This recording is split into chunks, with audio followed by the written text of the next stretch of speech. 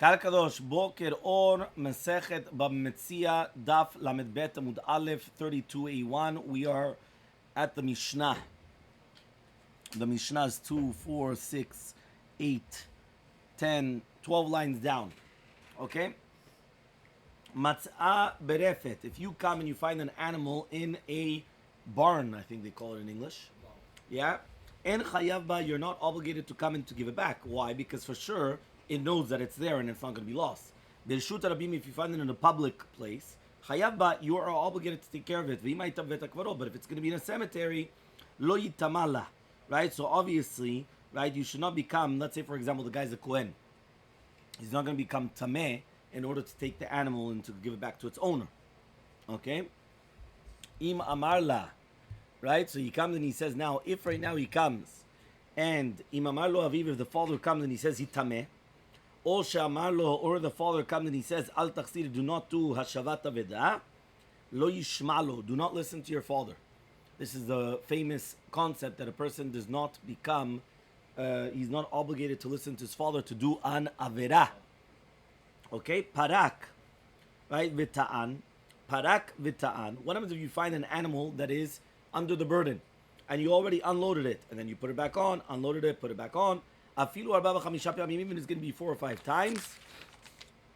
Chayav, you're always obligated to do it. So if you remember, just like by the hashavat aveda was afilu mea p'yamim, however amount of times, so too it's the exact same concept over here. That if a person is going to come and have this, again the same thing. He's going to do it many times. So he has to do the prika v'tigina. Prika is unloading and loading of the animal. Shneimar says in pasuk, azov ta'azov. Azov ta'azov, the fact that it's written in a double expression means that many, many times. Halach v'yashavlo. If the balabeme went and he sat down and he doesn't want to help you out, and he says, since it's a mitzvah for you, if you want to do it, right? Patur, you're exempt from doing it. Shneimar says, azov ta'azov imo.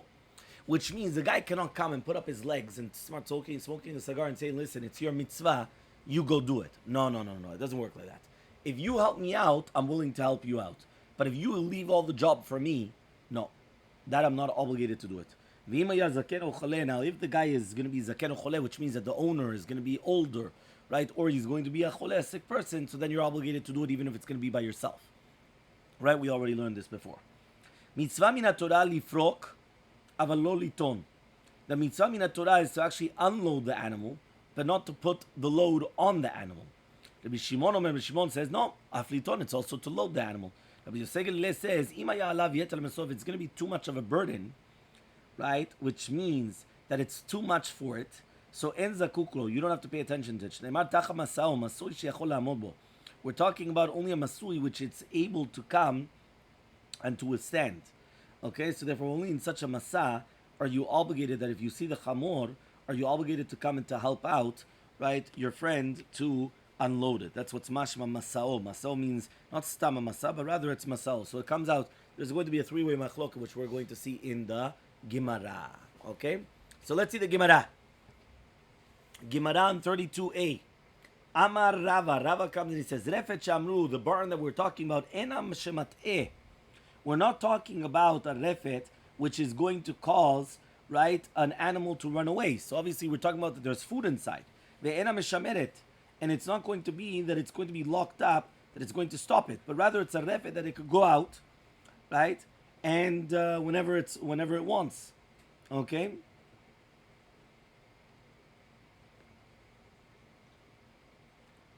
So enamat how do we know that it's not going to cause, right, the animal to run away? You're not obligated to take care of it.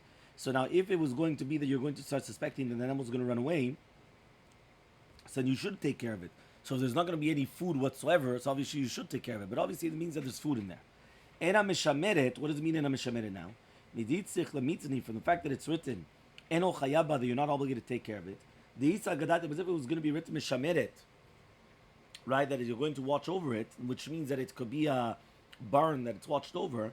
Hashta mashkach la brai, if you find it on the outside, ma'ilele gavai, just put it on the inside. Mashkach la migafai, if you found it on the inside, you buy it, you're going to have a question that you have to give it back? Obviously not. Ela shemamina, but rather, ena meshameret shemamina. We're talking about a barn which is not watched over. Meaning, for example, it doesn't have a fence, or things like that. But if not, so then, obviously if you find it on the outside, put it on the inside. But once it's on the inside, you don't have to do anything. So obviously we're talking about that it could go on the outside all the time. Okay, next. What happens if you found it in the barn? So we said you're not obligated to give it back. Amar Rabbi Yitzchak says Rabbi Yitzchak, Vehu she'omed al toch hatchum. Obviously we're talking about within the tchum of the city. But if the barn is going to be outside of the tchum of the city, so then you're obligated to take care of it. Miklal. So then it's obvious that we're going to say that if we're talking about now that you found this animal in Reshut Rabim, so even if it's going to be within the tchum of the city, you're obligated to give it back. So some people actually learned this on the Seifa. In Reshut Rabim, you're going to be chayav l'tapel ba. Rabbi Yitzchak vehu shomed b'chutz tchum. That's only going to be outside the tchum. Miklal. So therefore, you could come out and say that if by a barn, even if it's going to be outside of the tchum, you're not obligated to give it back. So therefore, we wanted to actually, it all depends on which language do you have. Are you trying to say that if it's going to be out, within the tchum, you're obligated, right, to give it back, but if it's outside of the tchum, right, you're not obligated to give it back? And then the Reshut Rabim was even in the tchum, you're obligated to give it back, or the opposite. By the Reshut Rabim, you have to give it back, and that's if it's outside of the tchum. So it's mashma that if we're talking about a barn, which is going to be outside of the tchum, you're obligated to come and to take care of it.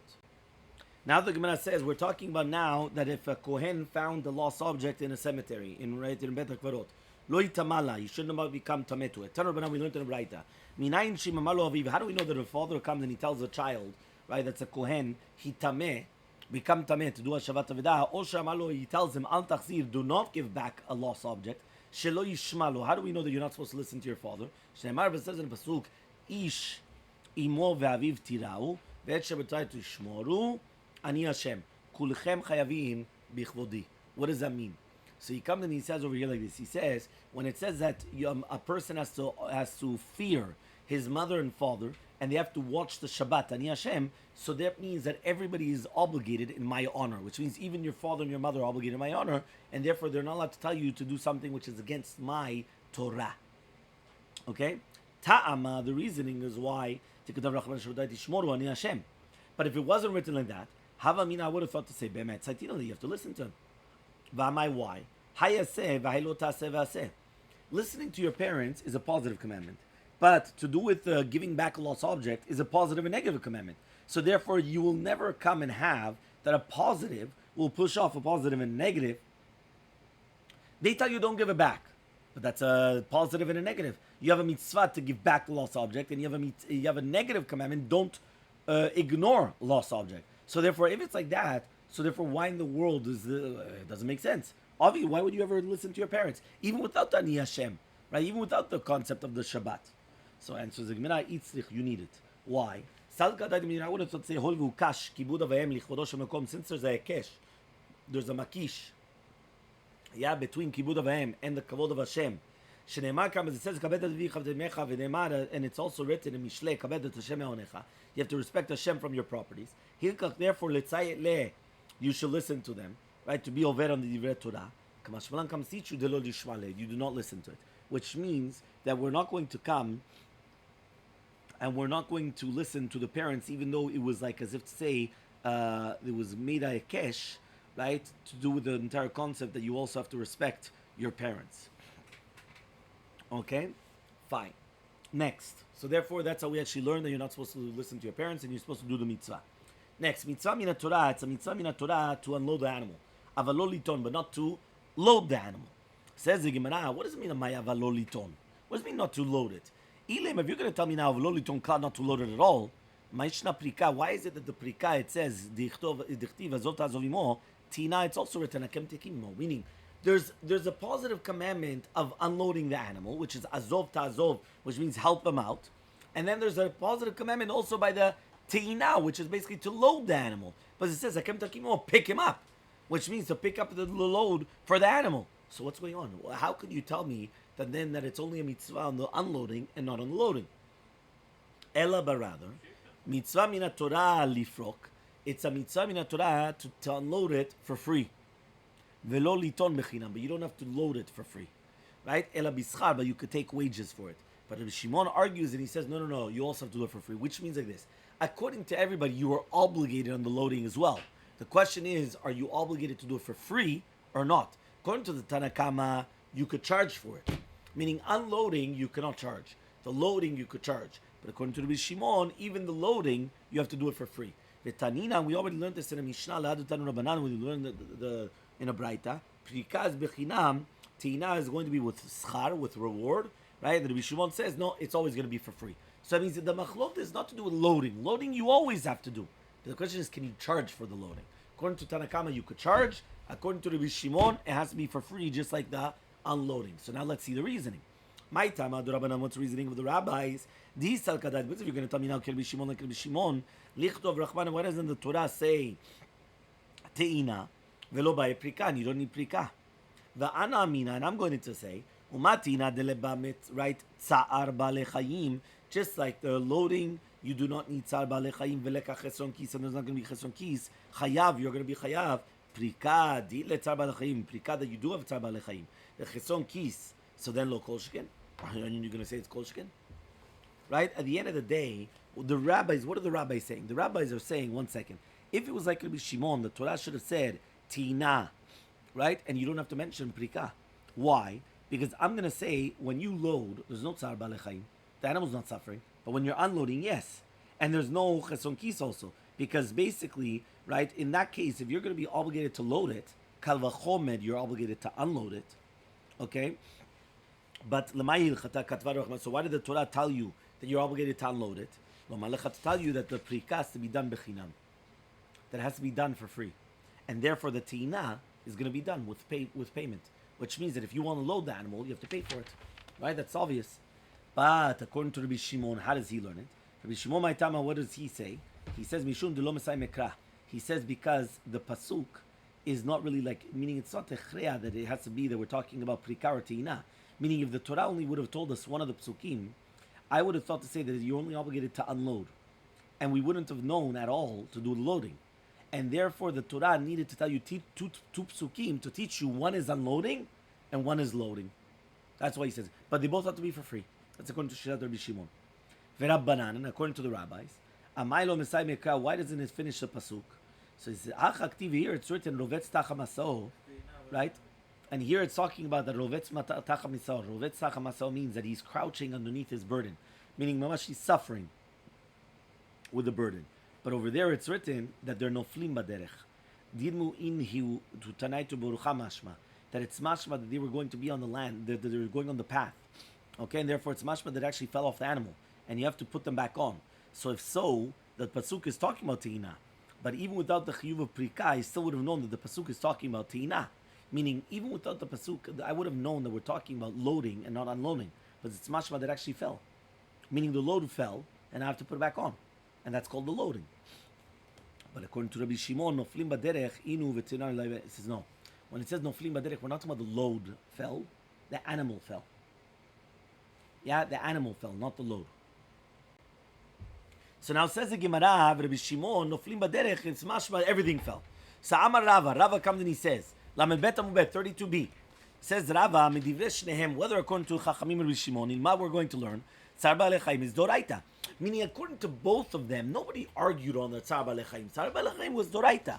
Va'afilu Rabbi Shimon, and even according to Rabbi Shimon, he also was modernis. Velo Kamar, but he only just said it's only just because the pasuk didn't finish its mashma that it wouldn't have been mashma from the pasuk. Aval Mesai Mekra, but if there was a mashma from the pasuk, we would have made a kavachomer. Mishum why? Is it not because of Tzar Ba'alei? So says the Gemara, no. Dilma mishum diika cheson kis. Maybe it's only because you're losing money, not because it's tzar ba'alei chayim. V'hachi kamar. This is what it means to say. Uma teina delepa cheson kis. When you do teina, you're not losing any money, right? If the guy's not going to do it with you, and therefore, even if you don't come and help him, he's not losing any money, and you're still going to be chayav prika that you are losing because it's of a cheson kis. Lo kol sheken shouldn't be a kol sheken, which means that this. Let's zoom out one more time, guys. What do we say? We said that by prika there were two concepts. Tsar Ba'alei Chayim plus Chesron Kis. Tsar Ba'alei Chayim means the animal suffering. Number two also, you're losing money. Why are you losing money? Because if your animal is going to be crouching underneath such a heavy load, it's going to die or it's going to get sick or whatever it is, and then you're losing money. That's called Chesron Kis. You're lacking in your pocket. Your pocket is hurting, as they say. So therefore, what happens? There are two concepts. So at the beginning, we wanted to say that it was only because of Tzar Ba'alei Chaim. Tzar Ba'alei Chaim is Doraita. And that's the reason why everything here, we're talking about whether according to Rabbi Shimon or the rabbis, Tzar Ba'alei Chaim. Says the Gemara, it's not true. Maybe it's only because of Chesron Kis. Now remember, Chesron Kis is only when it's going to be that you have to unload it because it has a heavy burden. But not when you're loading it. When you're loading it, there's no Chesron Kis. The Chesron Kis is only if it's breaking underneath a heavy burden. That's Chesron Kis, but not because it's Tzar Ba'alei Chaim. So we wanted to bring a proof that it's only because it's because of Chesron Kis that it's a problem, not because it's Tzar Ba'alei Chaim. So says the Gemara, Utinaim ba Chesron Kis. He says what? There's no Chesron Kis by Teina. Teina means loading. He says, Milo Askina, we're not dealing with Tadachi v'Achi, that while we're doing this, Batil Mishukei, that he's going to be batel from the shuk. Inami, or, which means that at the end of the day, right, he can't go to the shuk to start selling his things, so he is losing money. Or, Atu Ganave, Ganavim are going to come, V'shakli Kol Dika Baden, they're going to take anything. Meaning, if you're not going to come and start putting the things on top of the animal, people are just going to come and take whatever they want. It's going to become like, aid, that all of a sudden they come in. It's something incredible. They have more aid in Gaza now, like more than 100% than what they had in September. And still they're complaining, Kilu, that we don't lend any aid into Gaza. The world is just backwards. It just does not make sense. But anyway, that's the way it is. So Teida, you should know, that Tzar Ba'alei Chaim Doraita. Says the Gemara, you should know really be'emet, that Tzar Ba'alei Chaim is Doraita. The Ktani Sefer was looking at the Sefer, Rabbi Segal says, Ima yalav yetel ha'masao, if you had too much, more than the regular, right? En zakuklo, you don't have to come, and you don't have to take it out. Shneimar tacha masao. Masao sheyachol la'amod bo. Lav mikal detanakama savar zakuk lo. Umay ta'ama. Why? Lav mishum tetzar ba'alei chaim doraita. Which means, and that's why, even though you're not chayav in the mitzvah of prika, because you put too much on top of it, there's still a mitzvah of tzar ba'alei chaim. Right? Which means that there's basically a concept that since you came and you put too much on top of it, he's not obligated to come and to take it off because of prika. He's only obligated to take it off because of Tzar Ba'alei Chaim, which means like this. If you come and you put too much pressure on your animal, that's your problem. Usually, if all of a sudden you put the normal on top of the animal, and all of a sudden now the animal's having problems, right? And it could happen that after a little bit of time, or it got tired, whatever. So then you're right, okay, fine. But if you were the one that, you came and you put the burden on top of the animal, and you put too much on it, why do I have a mitzvah to help you out? If you were the hamor, right, you were more of the animal than the animal, you come and you put too much of a burden on it. But there's still Tzar Ba'alei Chaim. It's not because of the mitzvah of unloading. It's because of the mitzvah of Tzar Ba'alei Chaim. Okay, so says the Gemara, Dilma tacha masao plige. Maybe when it says tacha masao, that's actually a machloket. Rabbi Yosef Savar, Rabbi Yossi holds, Tarshinan tacha masao, masao sheyachol la'amod bo, something that you could actually withstand, the animal could withstand it. And the rabbis hold that they don't make this such a dirasha, which means that when we come and we say it, right, any type of burden, right, you're obligated to help out, even if it's going to be too much of a heavy burden. Teida, what's approved? The Tzar Ba'alei Chaim love Doraita. Tiktani Reisha, let's look at the Reisha. Maybe it's not Doraita, Tzar Ba'alei Chaim. Halach v'yashav lo, if he went up and you go on top of him and he told them, Hol v'alecha mitzvah lifrok, since it's mitzvah to unload, unload it. So you're going to be patur. Shneimar, but it says in Pasuk, Imo. V'yisal kadai, now if you're going to tell me Tzar Ba'alei Chaim is Doraita, mali ite lemera be'adei, what happens now when the Bala Be'ema is going to be found and it's going to be that you're helping him out, or even if he's not going to be there? In any case, you're always obligated to do Tzar Ba'alei Chaim. Which means, what do I care now if he's there or not there? We said, no, it depends if he's there and he's helping out and not helping out. What do I care? At the end of the day, if you're going to tell me Tzar Ba'alei Chaim is Doraita, even if he's not there, or even if he's there and he's not helping out, you should always help out. Everybody knows it's a Doraita. So says the Gemara, Le'olam, really be'emet Tzar Ba'alei Chaim is Doraita. Now, when you tell me now that it says patur, right? Do you think it's patur legamre? The dilma, maybe it's patur bechinam means. That means you have to do it for free, but you're still chayav bischar. Meaning you're not exempt completely. It just means that you're exempt to do it for free, but you could charge. This is what the Torah says. If the master's there, avid gabe, do it for free. But if he's not there, avid gabe bischar, do it, but charge him. Uleolam tzar ba'alei chaim doraita. Really, b'emet, it's doraita. Okay, and that's what we want to actually say. So the siman is behemat ohev soner ravtzan lema. So we're going to try to bring a proof to do with the rayot of din tzar ba'alei chaim. Lema meseleh. Why don't we just come and we're going to bring a proof? Behemat of the kochavim. When you have a behema of a goy, of a non-Jew that's suffering, mitapel ba, you should also take it off. Be'emat Yisrael, just like be'emat Yisrael. Now, if you're going to tell me tzar ba'alei is doraita, because of that, you're going to do it, just like be'emat Yisrael. But if you're going to tell me tzar ba'alei is not doraita, so then why do you have to start taking it off? And so the Gemara, hata mishum eva, there it's because of animosity, meaning you don't want that they're going to come and start saying, you see, you don't take it off for your animal, for my animal, there, da da da da. That's why you're supposed to do it. It's also logical because the Tanibus we actually learned, right? We learned like this. We said, if it's going to be needing wine. We're talking about if the animal was carrying yain nesech. So it's asur. En zakukla, you're not supposed to come and help it out. If you're going to tell me it's not doraita, that's why you're not supposed to help it out. But if you're going to tell me it's doraita, what do I care now that it's carrying wine? So it says, no, there we're talking about to put it on, not to take it off. And we're talking about yain, which is going to be asur, so therefore that's why you're not allowed to put it on. But you're not allowed to put on, but it's a misaya b'dei avera. Tashma, another proof. What happens if the animal belongs to a goy, but the masui belongs to Yisrael? So it says v'chadalta. What does that mean? That you're not chayav. Now if you're going to tell me tzar ba'alei chayim is doraita, why are you not going to be chayav? Azot ta'azov mi ba'aleh. And so the Gemara, no, you're right. Tzar ba'alei chayim is doraita, but there we're talking about putting it on. We're not talking about unloading. If so, look at the Seifa. The Seifa says that when we're talking about be'emat Yisrael u'masuy v'it kochavim azov ta'azov. Now if you're talking about betina, why is it azov ta'azov? So answers the Gemara, mishum tzara Yisrael, because of the tzar of Yisrael. If so, right, which means that you have to actually, for the tzar of the Yisrael, that he has to wait that the animal is going to become loaded. So if so, even the Reisha also have the same thing. So he says, no, Reisha is talking about by chamar ovet kochavim, and the Seifa is talking about the chamar Yisrael. So my pasakta, what are we pasking exactly? Stama deminta inish batar chamrei azin. Right, the stama deminta is that a person goes after his chamor, and therefore, right, that's what he's saying here, the bala chamor is going to take it out. He's going to direct it. And here, when it says v'chalta v'azot azov, we're talking about brika. So ela hamani, so who is this then? It's Rabbi Yosef that he says tzar ba'alei chayim is not doraita. Fine, another proof. Tashema, he says ohev lifrok v'soneh liton. You remember this is a very famous case. What happens if you have your best friend that you have to help him to unload, but you have your enemy that you have to help him to load? So mitzvah is b'soneh. You help your enemy. Why? Lechov yitzro, in order to control your yitzra, to conquer your yitzra. Now, if you're going to tell me tzar ba'alei chayim is doraita, you should help who do I care? Well, it's tzar ba'alei chayim, you should unload. And it's better to control your yitzra. Tashema, another braita. Soneh she'amru, the enemy that we're talking about is soneh Yisrael, not a soneh goy. Now, if you're going to tell me tzar ba'alei chayim is doraita, what do I care now who it is, whether it's a goy or Jew? So the answer is the Gemara, misavra ta soneh de krakai. You think that we're talking about the soneh of the pasuk? A soneh de matznitin kai. We're talking about the soneh of the Mishnah, and therefore we're talking about that it's a mitzvah to help him out with teina even before there's a mitzvah to help the ohev with the prika, and therefore that's what we're only talking about, that it's going to be mitzvah, not by vekochavim, that there's no mitzvah whatsoever.